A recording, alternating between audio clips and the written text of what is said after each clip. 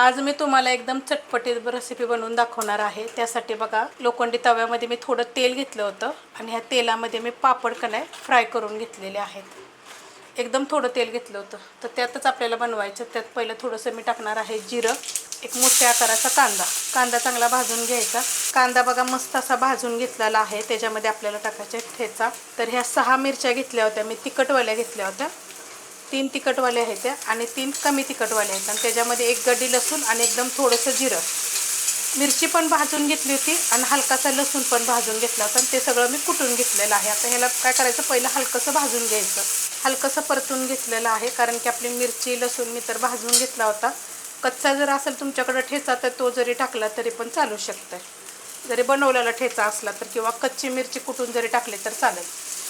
Medium आकाराचा बटाटा शिजवून असे छोटे साल काढून छोटे छोटे तुकडे करून घेतलेले आहेत। हे पण ह्याच्यामध्ये पहिलं मिक्स करायचं।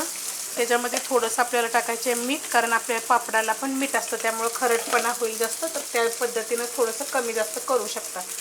थोडीशी हळद आणि मिक्स करून घेते। मिक्स करून घेतलेलं आहे जेणेकरून म्हणजे परतून घेतलं आहे थोडंसं हलकंसं। गॅस एकदम मी बारीक करते, तवा आहे हा एकदम लोखंडाचा।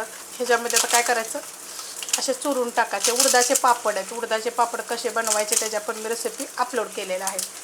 3 पापड मी ह्याच्यामध्ये चुरून घेणार आहे। तिन्ही पापड मी ह्याच्यामध्ये मोठ्या मोठ्या आकाराचे होते, चुरून घेतलेले। तुम्ही खाली जरी घेतले तर चालेल। आता हे सगळं मिक्स करून घेते। मिक्स करून फक्त मी घेतलेलं आहे। हे जे मोठे मोठे तुकडे दिसतात ना, ह्याचा सुद्धा तुम्ही अजून बारीक चुरा करू शकता। पहिलं खाली जरी केलं तर चालेल किंवा तुम्ही ह्याच्यामध्येच तव्यामध्ये जर केलं तर चालेल, पण करताना गॅस बारीक करा जेणेकरून आपला जाड जर तवा असेल तर काय करपू नये। पातळ असेल तरी करपतो आणि जाड असेल तरी थोडंसं मग खाली लागतं। मग त्याच्यामध्ये मी थोडेसे एकदम मोठे मोठे शेंगदाणे भाजून कुटून टाकलेले, चमच्याच्या मापाने 3 चमचे टाकायचे।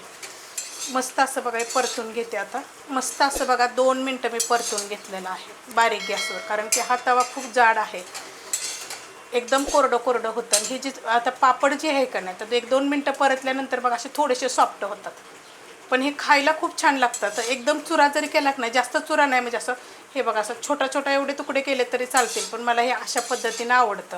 थोडीशी टाकणार आहे कोथिंबीर, पण हे सॉफ्ट होतात तर तुम्ही म्हणाले कडक राहतात का, तर नाही, पण जास्त पण असे सॉफ्ट होत नाहीत, पण थोडेसे असे नॉर्मल होतात। आता हे तुम्हाला दाखवते काय असे।